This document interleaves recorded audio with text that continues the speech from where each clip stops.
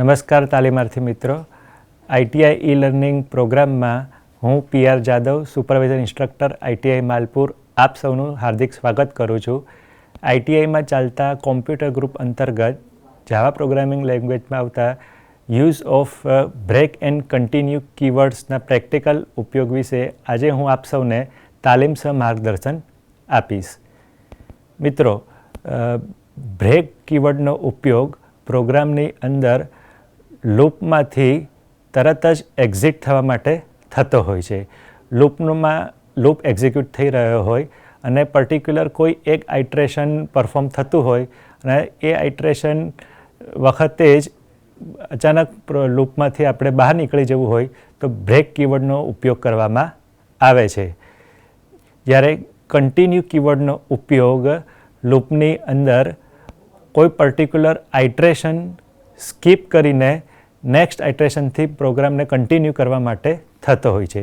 જેમ કે આપણે 1 થી 10 નંબર આઉટપુટમાં પ્રિન્ટ કરાવવા હોય પરંતુ વચ્ચે 5 નંબર આપણે ડિસ્પ્લે ન કરાવવો હોય તો આપણે કન્ટિન્યુ સ્ટેટમેન્ટનો ઉપયોગ કરીને એ 5 નંબર સ્કીપ કરીને 6 નંબરથી પ્રોગ્રામ આઉટપુટ ડિસ્પ્લે કરી શકીએ છીએ. તાલીમાર્થીઓ, સૌ પ્રથમ આપણે બ્રેક કીવર્ડનો ઉપયોગ સમજીશું. ફ્લોચાર્ટમાં દર્શાવ્યા પ્રમાણે આ બ્રેક કીવર્ડથી સૌથી પહેલાં જ્યારે પણ લૂપની અંદર પ્રોગ્રામ ફ્લો આવે છે ત્યારે કન્ડિશન ચેક થાય છે.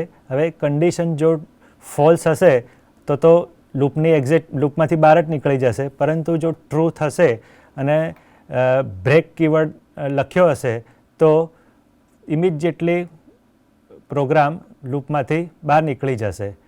અને જો બ્રેક કીવર્ડ નહીં લખ્યો હોય અને કન્ડિશન ટ્રુ થશે પણ બ્રેક કીવર્ડ નહીં હોય તો લૂપની અંદરનો બાકીનો કોડ જે છે એ પરફોર્મ એટલે એક્ઝિક્યુટ થઈ ફરીથી કન્ડિશન ચેક થશે. નેક્સ્ટ આઇટરેશનમાં કન્ડિશન ચેક થશે અને same process, same cycle repeat થશે. એટલે કે જો કન્ડિશન ફોલ્સ હશે અહીંયા તો એ લૂપમાંથી એક્ઝિટ થઈ જશે અને પરંતુ ફરીથી કન્ડિશન ટ્રુ હશે તો બહાર નીકળી જશે લૂપમાંથી. હવે એવી જ રીતે આપણે કન્ટિન્યુ સ્ટેટમેન્ટનું ફ્લોચાર્ટ સમજીએ.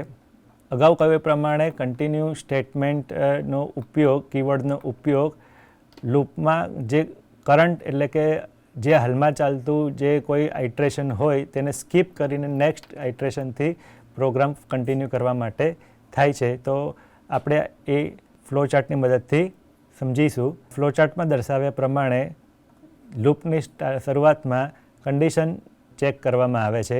હવે જો કન્ડિશન ફોલ્સ થશે તો પ્રોગ્રામ લૂપમાંથી બહાર નીકળી જશે એટલે એક્ઝિટ લૂપ. પરંતુ જો કન્ડિશન ટ્રુ થશે અને કન્ડિશનની અંદર આપણે કન્ટિન્યુ કીવર્ડ લખ્યો હશે તો અહીંયા કન્ટિન્યુ કીવર્ડ લખ્યો તો ફરીથી એ જે આઇટરેશન હશે કન્ડિશનનું એ સ્કીપ કરી અને નેક્સ્ટ આઇટરેશનથી પ્રોગ્રામનો ફ્લો શરૂ થશે. ઓકે, અને જો કન્ટિન્યુ કીવર્ડ આવશે જ નહીં તો ફરીથી જે પણ લૂપમાંથી બહાર નીકળી અને code inside body of loop after continue statement એટલે કે લૂપની પછીનું જે સ્ટેટમેન્ટ જે છે એ એક્ઝિક્યુટ થશે. તો આપણે આ બ્રેક અને કન્ટિન્યુ સ્ટેટમેન્ટ બંનેના પ્રેક્ટિકલ યુઝ વિશે પ્રોગ્રામ સમજીશું.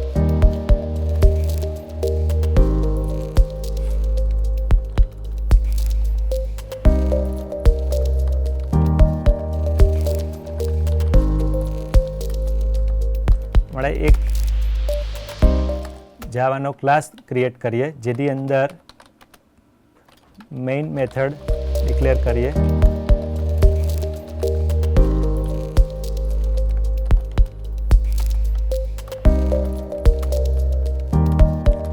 હવે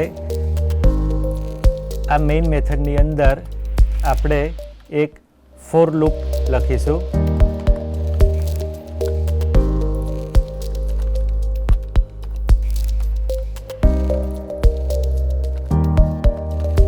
જેમાં આપણે ફોર લૂપની મદદથી આઉટપુટમાં 1 થી 10 નંબર પ્રિન્ટ કરીએ.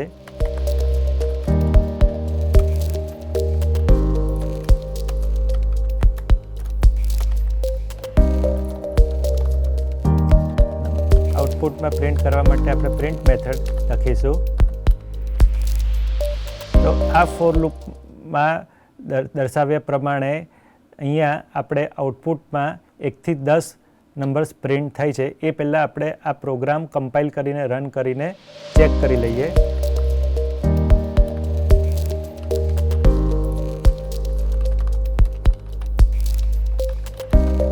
પ્રોગ્રામને સેવ કરીએ છીએ. કમાન્ડ પ્રોમ્પ્ટ પરથી પ્રોગ્રામને રન કરીશું, કમ્પાઇલ કરીશું.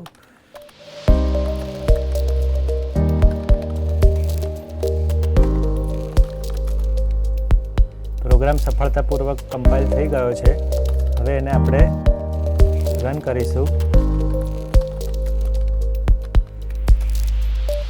તો અહીંયા આઉટપુટમાં આપણે 1 થી 10 નંબર પ્રિન્ટ થાય છે, જે આપણે ફોર લૂપની મદદથી 1 થી 10 નંબર પ્રિન્ટ કર્યા છે. હવે અહીંયા ફોર લૂપની અંદર પ્રિન્ટ મેથડની પહેલાં આપણે બ્રેક કીવર્ડનો ઉપયોગ કરીએ.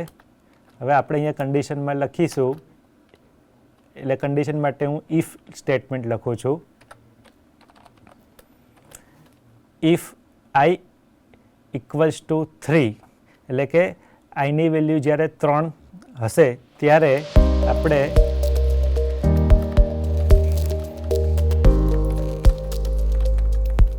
અહીંયા બ્રેક કીવર્ડ લખ્યો. એટલે આઈની વેલ્યુ 3 હશે ત્યારે આપણે અહીંયા બ્રેક કીવર્ડ લખ્યો. તેથી શું થશે કે જેવું પ્રોગ્રામનો ફ્લો આઈની વેલ્યુ 3 આવશે ત્યારે ઓટોમેટિકલી લૂપમાંથી એક્ઝિટ થઈ જશે, એટલે કે લૂપમાંથી બહાર નીકળી જશે. તો આપણે ચેક કરી લઈએ. પ્રોગ્રામને કંટ્રોલ એસથી સેવ કરીએ છીએ. હવે પાછા કમાન્ડ પ્રોમ્પ્ટ પર જઈ તેને પહેલાં કમ્પાઇલ કરીએ.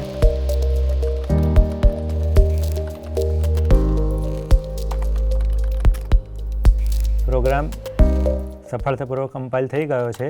હવે એને આપણે રન કરી જોઈ લઈએ.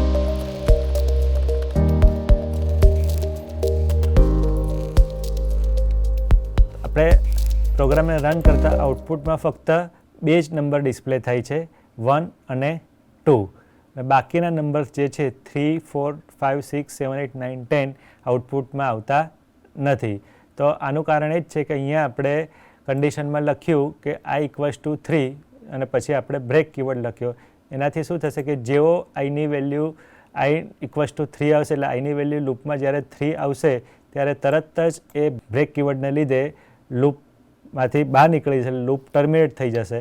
એટલે કે અહીંયા 2 પછી 3 નંબર આવે એટલે આઉટપુટમાં નીચે ડિસ્પ્લે થશે નહીં અને લૂપમાંથી ટર્મિનેટ થઈ જશે. તેથી આઈની વેલ્યુ 1 અને 2 જ અહીંયા ડિસ્પ્લે થાય.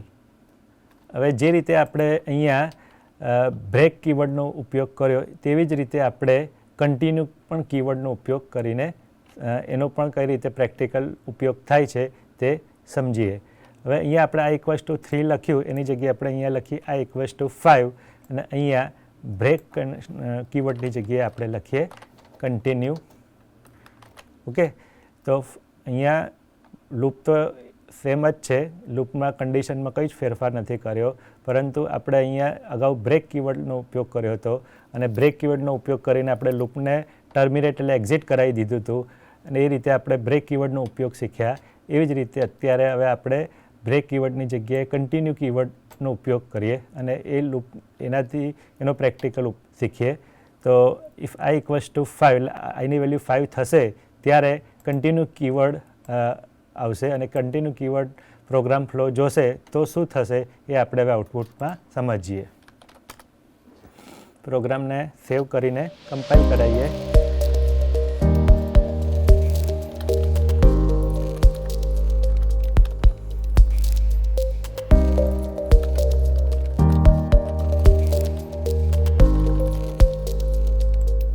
પ્રોગ્રામ સફળતાપૂર્વક કમ્પાઇલ થઈ ગયો છે.